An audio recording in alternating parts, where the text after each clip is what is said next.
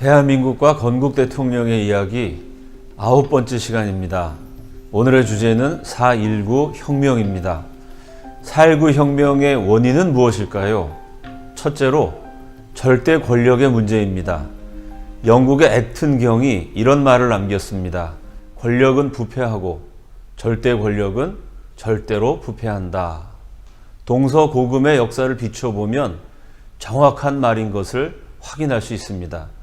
권력 있는 곳에는 이권을 노리는 사람들이 모여들게 돼 있습니다. 어느 권력이나 정도의 차이는 있지만 부패를 완전히 피해갈 수는 없습니다. 그래서 제대로 된 민주주의 국가는 삼권 분립이라는 제도로 권력과 권력이 서로를 견제하게 만듭니다. 이 견제 작용이 제대로 작동하지 않았을 때 절대 권력, 권위주의, 또 독재의 문제가 발생하게 됩니다.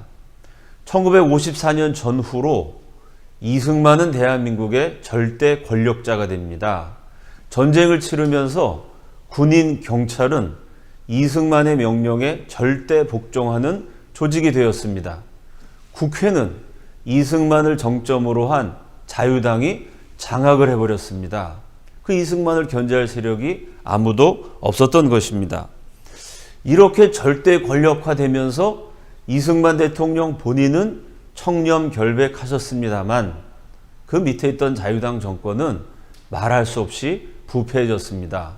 두 번째는 노령화의 문제입니다.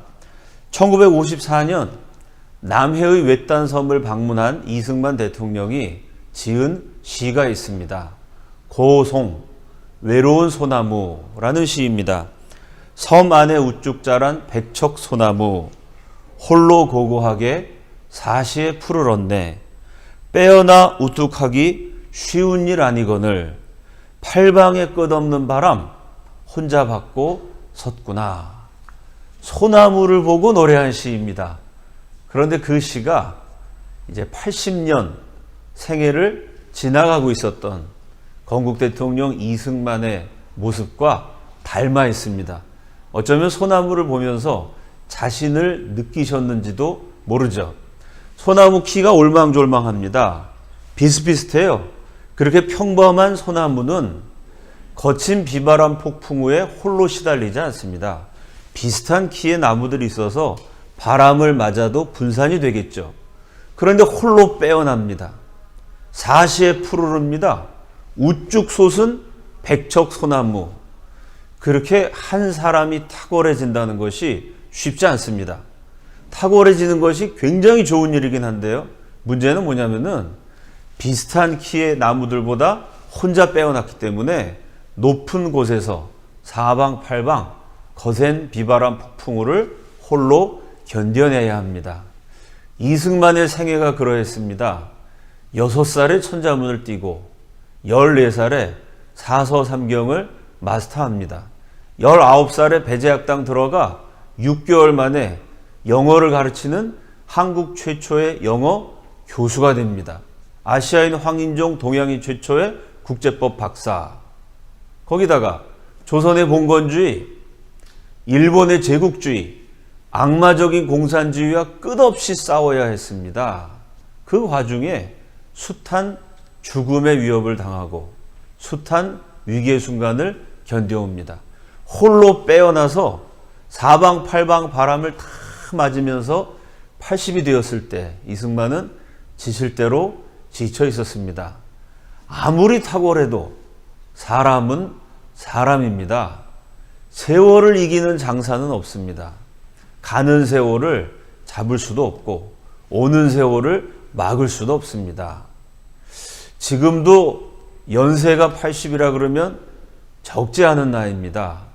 이승만 대통령 당시에는요, 한 동네, 마을 전체에 환갑까지 사는 사람이 한 분, 두 분 있을까 말까 했습니다.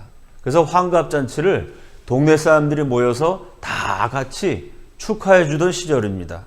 그 시절에 80이라면 지금으로 치면은 100살을 훨씬 넘긴 고령입니다. 이승만은 늙고 완고해졌고 지쳤습니다. 자신이 평생 이룬 업적으로 말미암아서 자만심도 생겼습니다. 거기다가 자꾸 연세가 드시니까 귀도 안 들리고 몸도 피곤하고 지칩니다. 자, 이렇게 절대 권력화되고 노령화되면 무슨 문제가 생길까요? 인의 장막이라는 게 형성이 됩니다. 사람이 건강하고 기분 좋을 때는요, 누가 싫은 소리 해도 어허 그런가? 웃어 넘길 여유가 있습니다. 이승만 대통령도 그랬어요. 그런데 연세가 들고 자신의 성공에 도취돼서 자만심이 생기고 자꾸 사람이 지치고 피곤하고 아픕니다.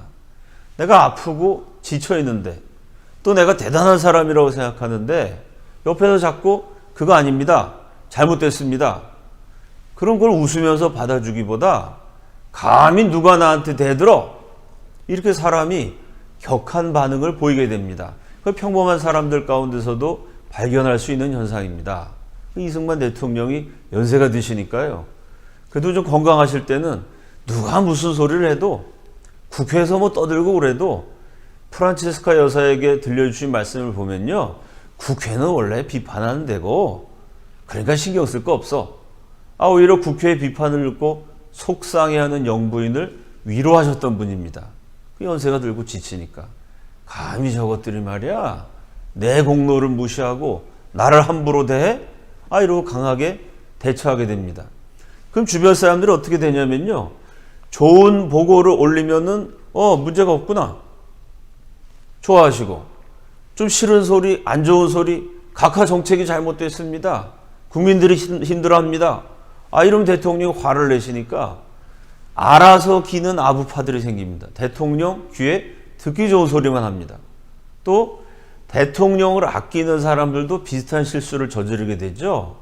우리의 국부신데 국부가 심기가 불편하시면 안 되고 국부가 몸이 편찮으시면 안 되니까 건강하시게 만수무강하시도록 그냥 안 좋은 정보는 알아서 차단하자.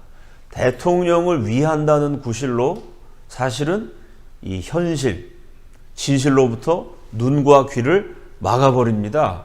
그 대통령이 늙고 피곤한 마음으로 와갖고 장관들, 방녀들에게 물어봅니다. 나란 일이 어떻게 돌아가나? 각하의 탁월하신 영도력에 힘입어서 국민들이 다 행복해하고 잘 돌아갑니다. 그럼 됐네. 내가 피곤하니까 오늘은 먼저. 대통령 피곤하니까 쉬시고. 그 사이에 간신배들이 농간을 부리고 이권을 챙기고 자유당 정권은 말할 수 없이 부정부패해집니다. 이렇게 부패가 점점 심화되다가 드디어 넘지 말아야 할 선을 넘게 됩니다. 그게 바로 삼선 개헌입니다. 우리 헌법에 대통령 2번 하고 물러나게 돼 있었습니다. 그런데 이 자유당 간신배들이 이승만 대통령이 물러나시면 그 대통령의 눈과 귀를 가리고 부귀 영화를 누리던 자신들의 신세가 어려워질 수 있습니다. 그래서 이승만 대통령을 계속 대통령 자리에 모셔놓고 인회장막을 쳐서 자신들의 권세를 유지하기 위해서 무리를 하게 됩니다. 건국 대통령이시니까 우리의 국부시니까 이분에 한해서는 대통령을 3번, 4번 계속 하시도록 만들어야 된다. 이런 참 말도 안 되는 헌법 개정안을 발의합니다. 민의원 투표에 붙여졌습니다. 우리 헌법에는 전체 재적의원의 3분의 2 이상이 찬성을 해야 통과하게 되어 있습니다. 그런데 그 당시 민의원 숫자가 203명, 203 곱하기 3분의 2를 하면 딱 떨어지지 않고 소수점이 남습니다. 135.333 이렇게 끝없이 이어집니다. 1954년 11월 17일 개헌안을 둘러싸서 표결을 했는데 절묘한 숫자가 나옵니다. 찬성한 국회의원 숫자가 135명입니다. 3분의 2가 135.333 이렇게 되니까 135는 그 아래다. 그러니까 개헌안은 부결이다. 라고 처음에 발표를 했습니다. 그 발표가 그대로 이어졌으면 참 건국 대통령의 최후가 그토록 초라하지는 않았을 겁니다. 그런데 이 자유당 몰입애들이 억지를 부립니다. 자유당 원내 총부 이재학의 성명서입니다. 현 재적 의원 203명 중 3분의 2에 해당하는 정확한 수치는 135.3333인데 자연인을 정수가 아닌 소수점 이하까지 나눌 수 없으므로 4452의 수학적 원리에 의하여 가장 근사치인 135명이 의심할 바 없다. 사람을 135.3명 이러면 사람이 0.3이면 팔다리만 잘라서 이건 0.3이고 오장 육부가 붙어 있으면 0.7이고 이렇게 사람을 나눌 수 없다는 얘기입니다. 그래서 135.333에 제일 가까운 거는 135다. 개헌에 필요한 3분의 2 이상이라고 하는 것은 3분의 2 초과라 하는 것과는 다른 의미의 법률적 용어로서 3분의 2의 수를 포함해서 3분의 2와 그보다 많은 수를 지칭하는 것이며 참 산수에서는 이게 맞는 얘기죠. 1 이상 그러면 1, 2, 3 이렇게 나가는 거고요. 1 초과 그러면 1은 안 들어가고 2, 3 이렇게 됩니다. 그러니까 135명 이상이니까 145명도 된다는 겁니다. 이것을 전술한 수학 방법에 의하면 135명의 찬성으로서 개헌안은 가결되는 것이다. 참 대한민국 국회가 산수 노름하는 장이 됐습니다. 이래갖고 어거지를 써서 헌법을 고칩니다. 그래서 이승만 대통령이 계속 출마할 수 있도록 길을 열죠. 이 무리수 때문에 하지 않아도 되는 1960년 3월 15일 부정선거가 저질러집니다. 1960년의 선거는 여러 가지 면에서 특이합니다. 원래대로라면은 이승만이 출마할 수 없는 선거입니다. 근데 어거지로 4.4.5입 개헌안 이런 거를 우겨서 통과시키는 바람에 출마하게 됐습니다. 자, 여러분 보여주시는 화면처럼 자유당 대통령 후보 이승만, 부통령 이기붕, 반대하는 야당에서는 조병옥, 장면 이 두 분이 대통령, 부통령 후보로 출마했습니다. 이 60년 선거가 특이한 점은요, 대통령에 초점을 맞춘 것이 아니라 부통령에 초점이 맞춰진 선거입니다. 상식적으로 생각해 보면요, 대통령 나가고 싶을까요? 부통령 나가고 싶을까요? 정치인이라면 대통령을 원하지 부통령을 바라는 사람 없습니다. 그런데 희한하게도 야당에서 대통령 후보를 선출할 때 조병옥 박사, 장명 박사 모두 서로 부통령이 되려고 합니다. 왜 이런 문제가 생겼냐면요, 첫째는 여러 가지 실정을 저질렀지만 그래도 이승만은 국민들 사이에 절대적인 카리스마가 있었습니다. 나라를 세워줬고 전쟁에서 나라를 지켰고 전 세계에서 구호물자를 걷어다가 백성들을 먹여 살렸습니다. 5천년 만에 처음 농민들에게 땅을 주고 국민들에게 글자를 가르쳤습니다. 그 건국 대통령의 업적을 기억하는 국민들이 많았기 때문에 그래도 이 박사만한 애국자가 없다. 그 대통령 선거는 누가 봐도 이승만이 당선이 됩니다. 그러니까 장면이나 조병옥이나 이승만이랑 붙어갖고는 승산이 없다. 이런 계산을 하게 되는 것이죠. 두 번째 문제는 1960년 선거가 벌어질 당시 이승만 대통령이 만 85세. 제가 서두에서 말씀드렸지만 그 당시 평균 연령을 감안하면요, 지금으로 치면 110살, 120살 정도 되는 고령입니다. 그 고령의 대통령이 언제 서거하는 사태가 생길지 모릅니다. 그러면 대통령 유고 시에 부통령이 승계하게 되어 있습니다. 이 두 가지를 결합해 보면요, 괜히 대통령 나가가지고 이승만하고 붙어갖고 떨어질 필요 없습니다. 부통령으로 당선이 되면 대통령이 고령이시니까 그 이 박사 유고 사태가 생겼을 때 자연히 대통령직을 차지할 수가 있게 됩니다. 더군다나 자유당의 부통령 후보였던 이기붕은 약체였습니다. 이 사람이 참 자유당 부정부패의 주범이 되는 사람입니다.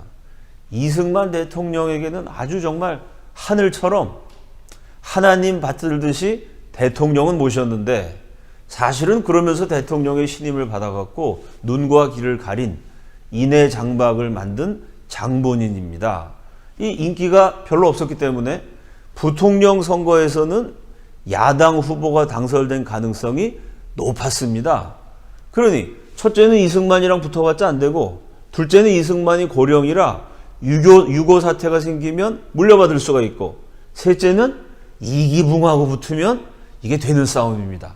그래서 희한하게도 조병옥과 장면이 서로 부통령이 되겠다고 다툽니다.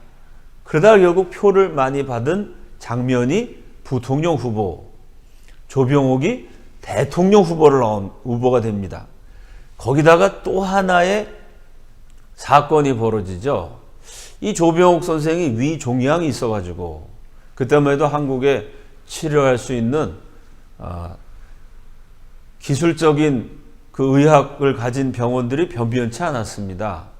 그래서 조병옥 박사가 미국 가갖고 수술까지 했지만 결국 병을 이기지 못하고 선거 한 달쯤 앞두고 세상을 떠납니다. 그나마 대통령 후보 나왔던 조병옥 씨도 돌아가셨으니까 이제는 뭐 이승만 박사 단독 후보니까 당선되는 건 뭐 보장된 거나 마찬가지고요.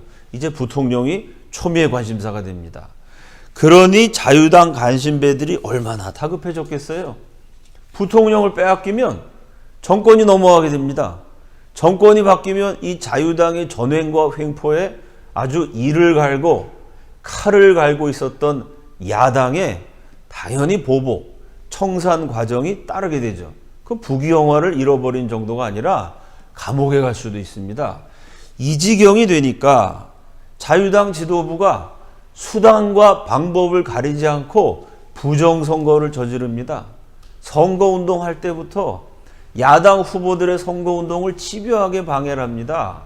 금권을 동원하고 관권을 동원합니다. 심지어 선거를 앞두고 전국의 모든 경찰관들에게 미리 사표를 받습니다. 당신이 관할하고 있는 구역에서 여당의 표가 적게 나오면 넌 이제 해고다. 이런 식으로 참 생계까지 위협해 가면서 온갖 치사한 방법을 다 동원합니다.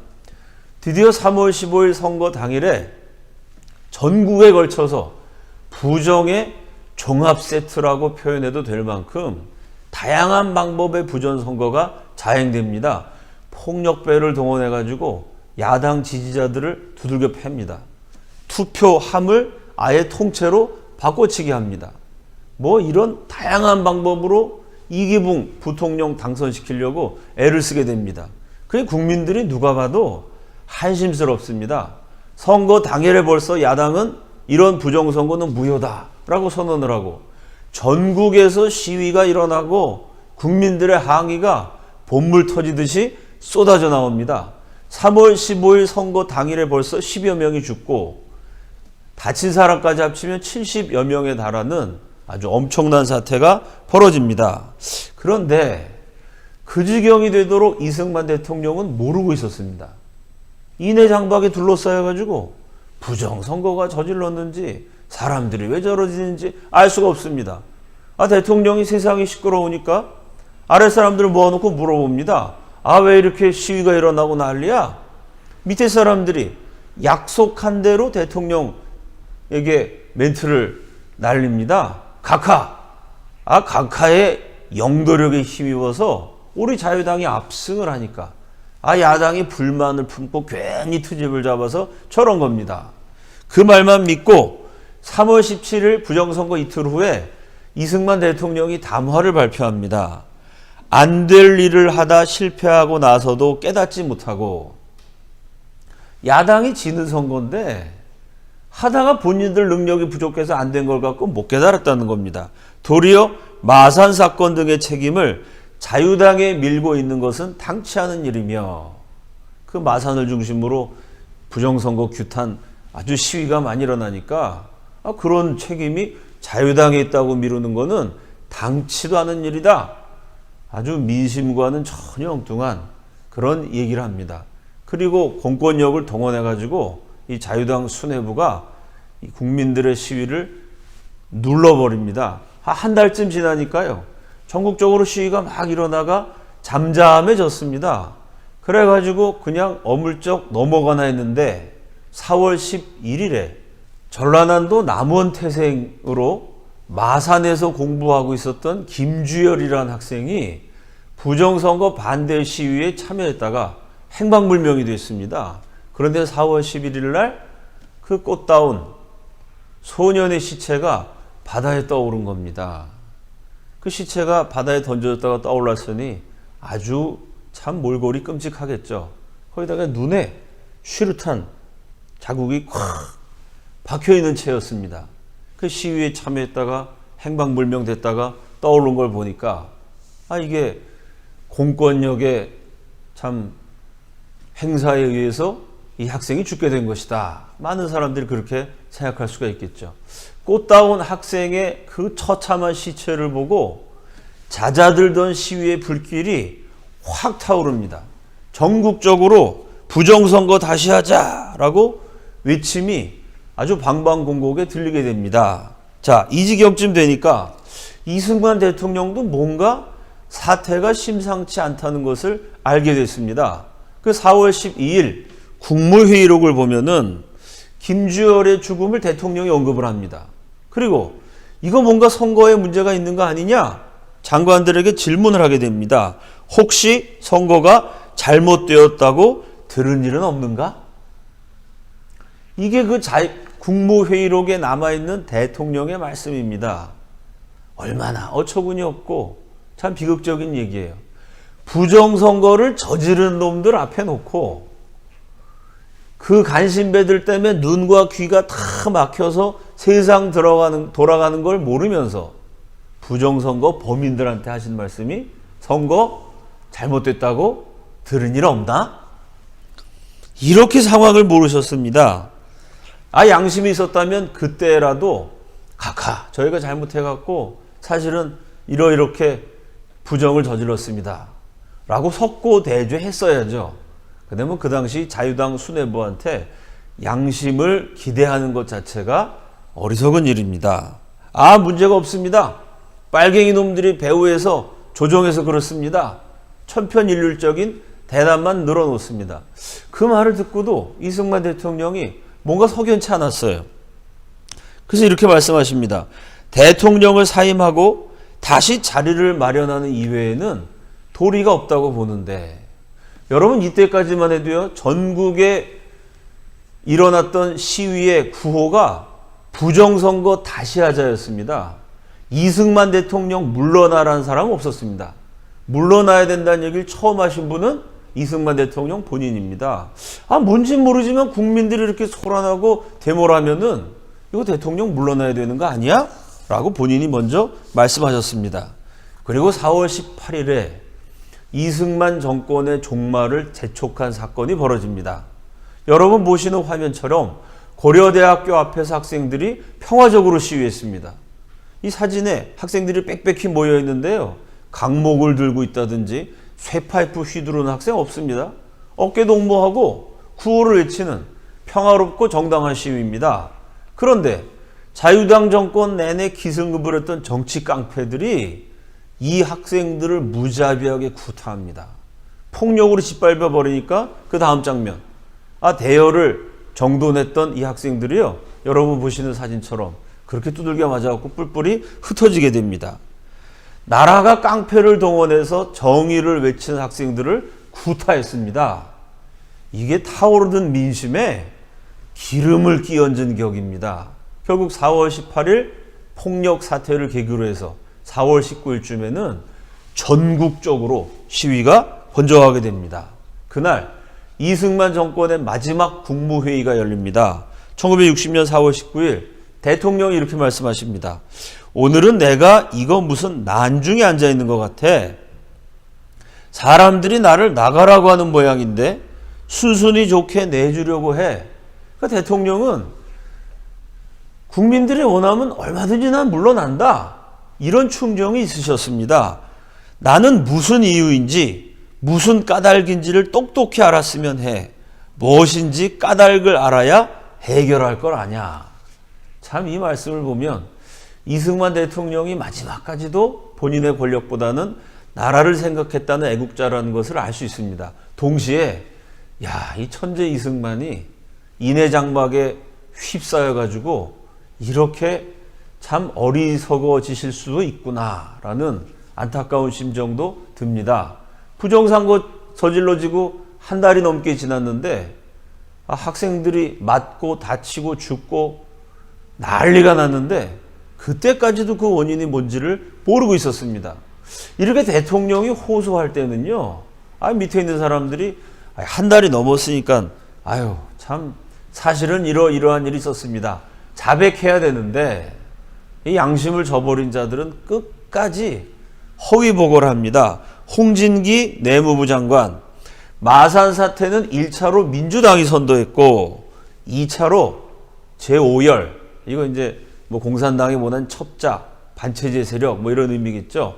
배후에 그런 검은 세력, 붉은 세력들이 조정한 것 같습니다. 라고 보고했습니다.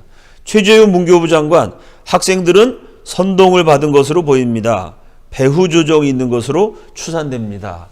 홍진기 내무부 장관, 최재형 문교부 장관, 이승만 대통령 정권의 마지막 국무회의록을 보면 4월 19일 그날까지도 전국이 시위의 불길로 타오르고 있는데도 끝까지 허위보고를 합니다. 그러다 결국 이 간신배들도 수습할 수 없을 만큼 사태가 커지니까 4월 21일에야 비로소 대통령에게 이러이러한 잘못이 있었습니다 라고 얘기하고 전원 사표를 냅니다. 4월 21일 나라 망친 놈들의 사표를 받고 나서 그제서야 이승만 대통령이 사태를 깨닫습니다. 그리고 그 다음날 4월 22일 제일 먼저 하신 일이 4.19 혁명으로 다친 부상자들을 방문합니다. 이승만 대통령과 시위 부상자들의 만남은 슬프고 안타깝고 기묘한 장면입니다. 이게 왜 기묘하냐면요, 한쪽은 절대 권력자입니다. 병상에 누워있는 학생들은 그 절대 권력자 이승만 정권하에 저지른 선거가 잘못됐다, 권력에 저항했던 투사들입니다. 그럼 어떻게 보면 적이라고 할 수 있죠.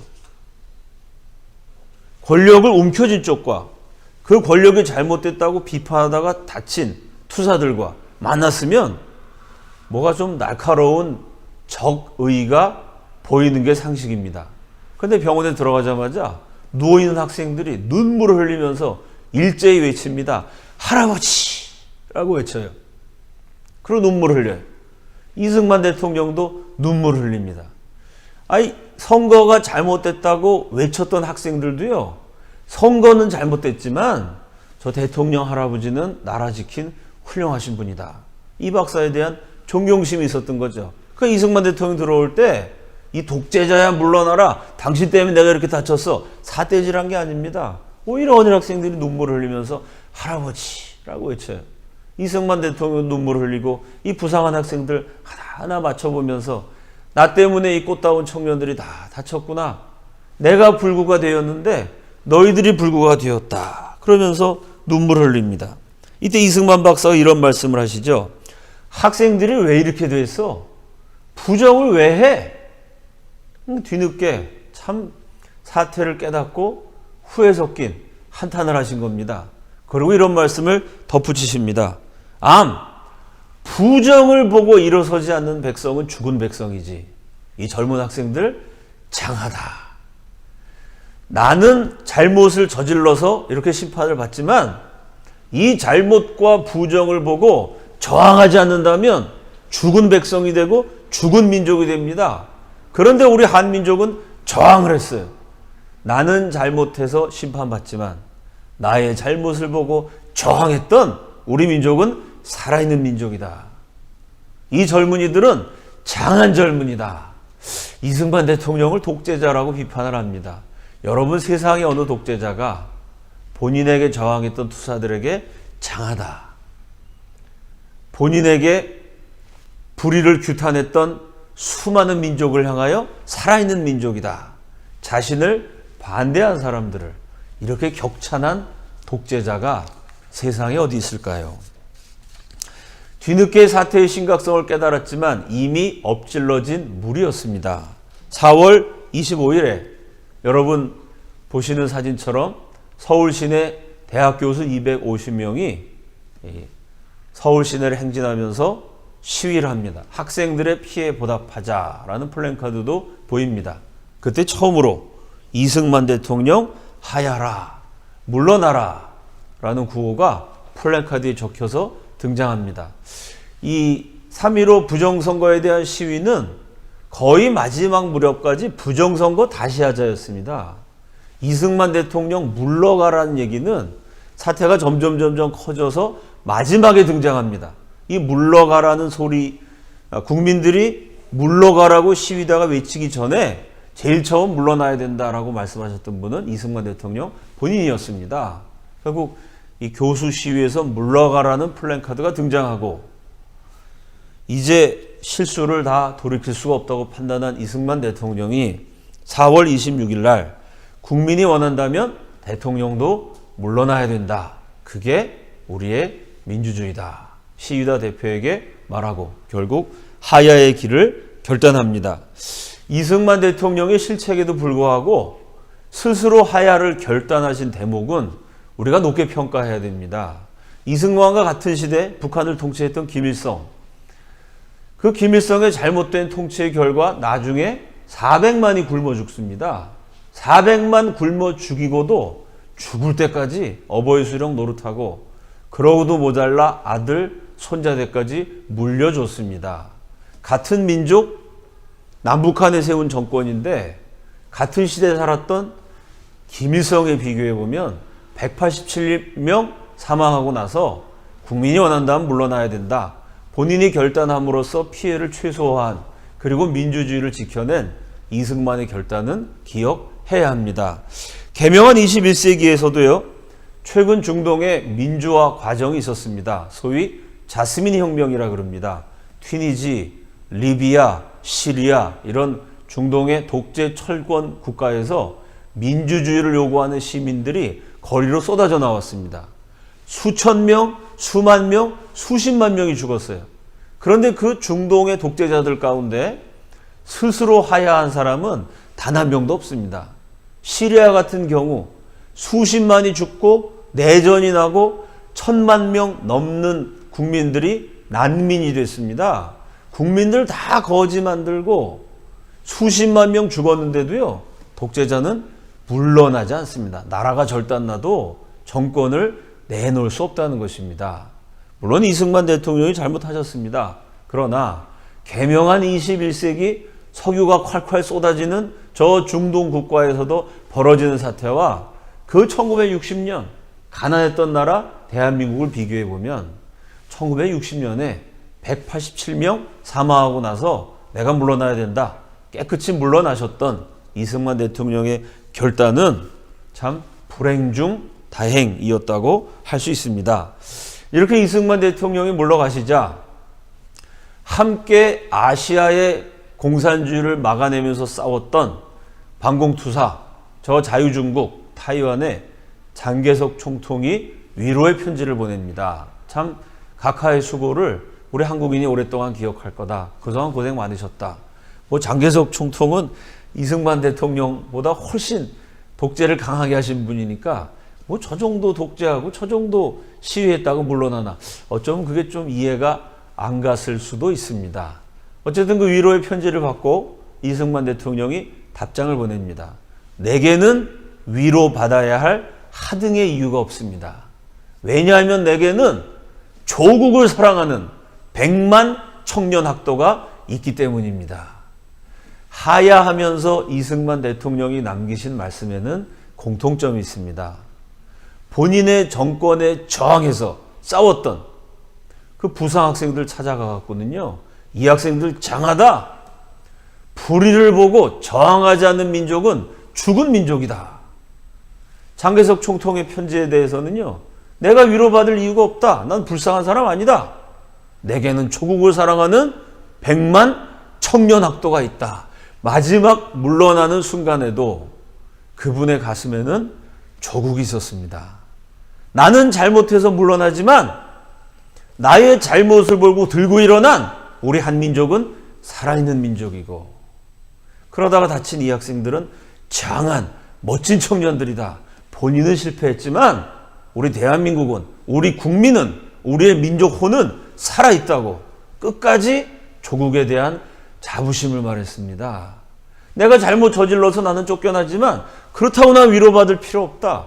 조국을 사랑하는 100만 청년학도, 그 100만 청년학도가 누굽니까? 부정선거 규탄하고 물러나라고 시위했던 사람들입니다. 자신의 정권, 자신에게 반대했지만 그러나 그것이 애국의 길이었기 때문에 저런 애국자들이 있어서 나는 잘못을 저질러 심판받지만 우리 조국의 미래에는 희망이 있다. 이승만은 마지막 순간까지 조국을 사랑하고 희망을 이야기했습니다.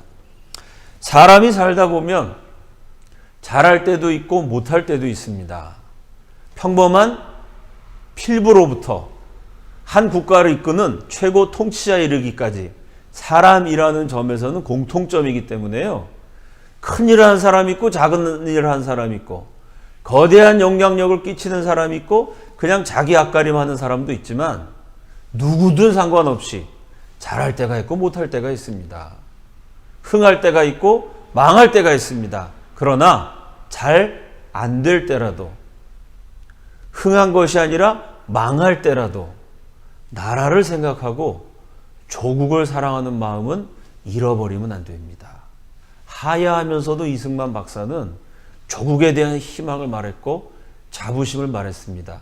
스스로 물러난 대한민국의 건국 대통령이 비록 내가 실수를 저지르는 순간이어도 내가 크게 잘못하고 실패하는 순간이어도 그때도 나라를 잊어버리면 안 되고 조국에 대한 자부심과 애정을 놓치면 안 된다고 이 나라 국민들에게 깨우쳐 줍니다. 오늘은 여기까지 강연을 마치겠습니다. 감사합니다.